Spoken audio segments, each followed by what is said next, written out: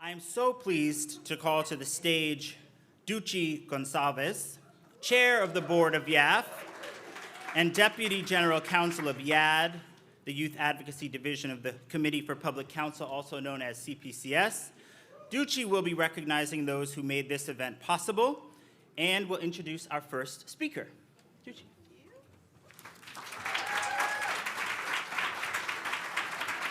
Good evening, everyone. So nice to see all of you here today. As Cheo said, we have a really great lineup. We look forward to the work that YAF and CPCS can do together to shut down the school-to-prison pipeline and address the systemic inequities that our clients face. So we're looking forward, and as we look forward, it is really exciting to have an Attorney General, Andrea Campbell,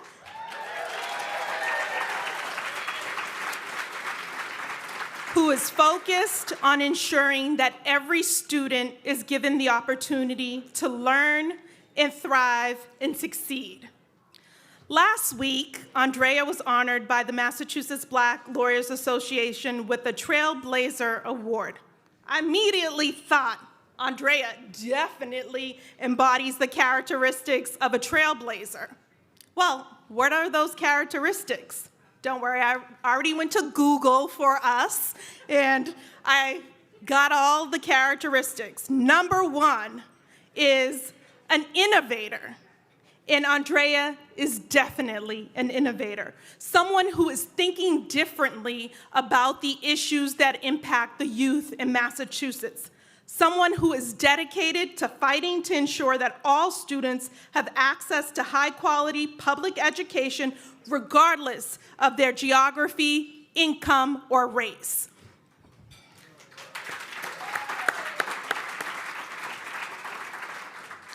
Another definition under Google is pioneer, and she is definitely a pioneer. She is the first Black female Attorney General in Massachusetts. She's also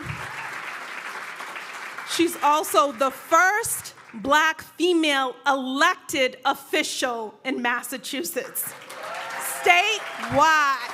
That's right.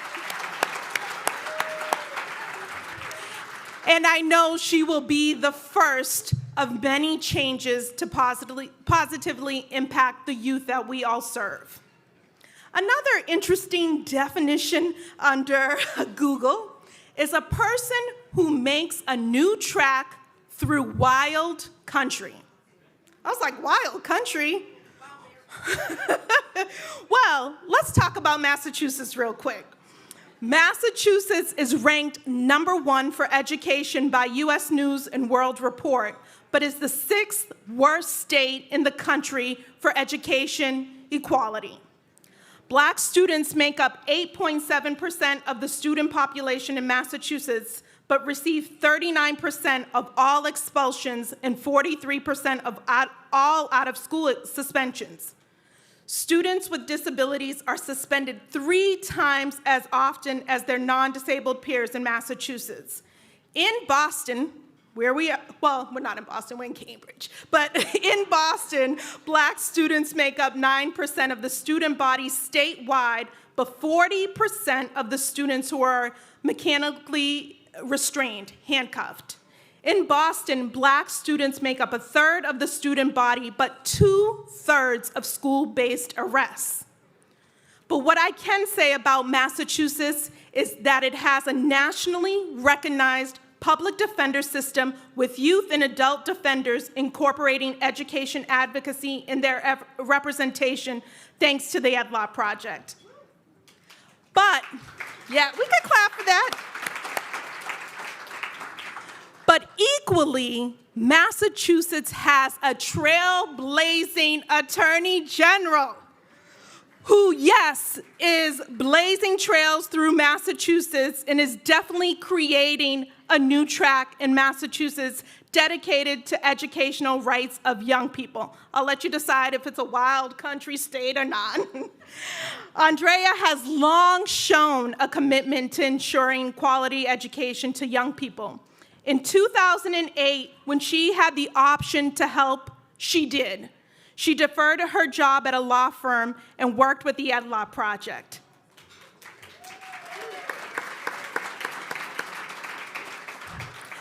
As a product herself of the Boston public school system, Andrea's life really exemplifies the transformative power of education.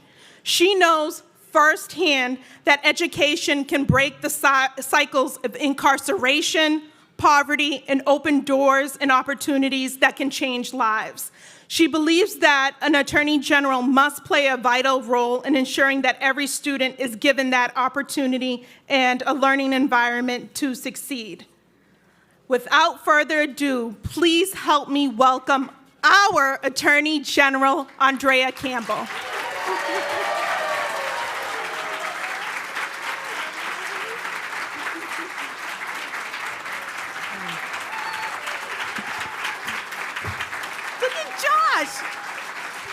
Jeremy, oh my goodness.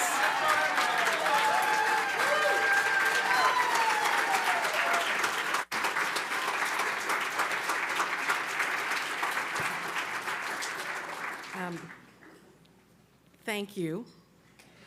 Josh led that. Josh, you look fabulous. We saw each other at the Roker breakfast this morning. I just was saying, as Ducci was introducing me, this is not about me. We're here tonight to celebrate and to honor the work of YAF, CPCS in many ways, of course, the Ed Law Project, YAD, and the incredible attorneys and staff who work hard every single day.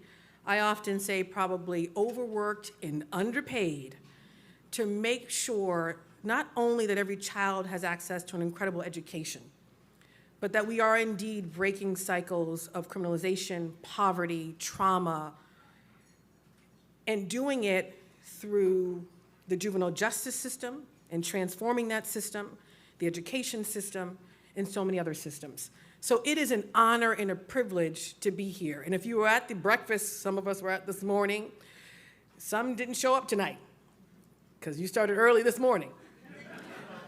I said I know exactly where I need to be.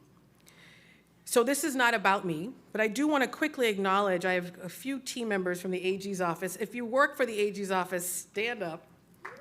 Please do.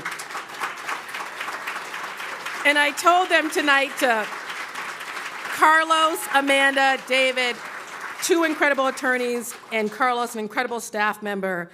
And Amanda used to be on the board for YAF. We were on the board together for YAF. And David used to work for CPCS. And so I'm taking the talent from all of you, in hiring or promoting. So they do incredible work when it comes to criminal legal reform, government accountability, juvenile justice. We are more than a partner in this work. We get this work. And so I'm here to say, not only should you buy the tickets, buy all of them, and give your money to this incredible organization because it makes a difference, and volunteer in your time, lend your expertise, show up because the work they do every single day is not pie in the sky. It changes lives, transforms communities and families for good. How do I know this? I started my legal career with the Ed Law Project.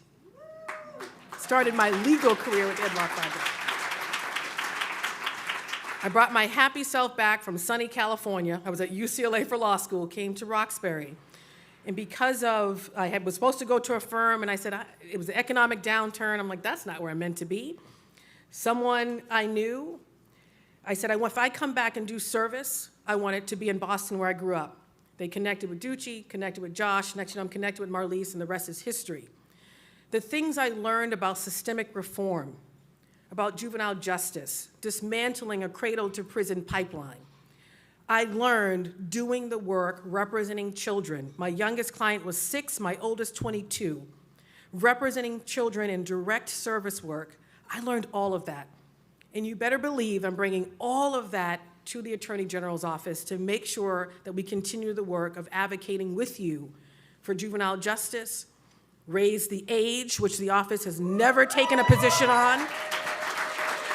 Never taken a position on. We're taking one in this office, doing everything we can in terms of government accountability. We just established an internal working group across every single bureau to say, what can we do when it comes to wrongful convictions? What can we do when it comes to juvenile justice? What can this office do when it comes to dismantling the cradle-to-prison pipeline? What can this office do to address poverty and the conditions in which we find our people? What can this office do when we look at the conditions of confinement in the DOC or in other state agencies? We can do a lot. I've only been on the job 100 days, so give us some time to develop that strategic plan. But support this organization, and I'll end with this because it's not about me. If you know anything about my story, and I said this morning, all of my biological parents are deceased, and my mom died in a car accident, literally driving to go visit my father, who was incarcerated at Walpole. I didn't meet my father for the first 8 years of my life, so my brothers and I, we bounced around quite a bit. My father gets out of prison when I'm 8. When I was a sophomore at Princeton, I talked to him one morning. He died the same evening when I was 19. Fast forward, my twin brother Andre would die while in the custody of the DOC as a pretrial detainee at the age of 29 as a result of receiving inadequate health care. I get these issues from the ed law lens, the YAF lens, the personal lens. But to be successful in actually delivering justice for our communities and breaking these cycles at the systemic level, we cannot do it alone. So we're here tonight to demonstrate that we care deeply about the work that each and every one of you do. We want to work in partnership with each and every one of you. Thank you to everyone who is in this room to support this incredible foundation, these incredible organizations. Thank you for being partners. Thank you to the sponsors. Thank you to the board members. Thank you to the new board members. Thank you, thank you, thank you.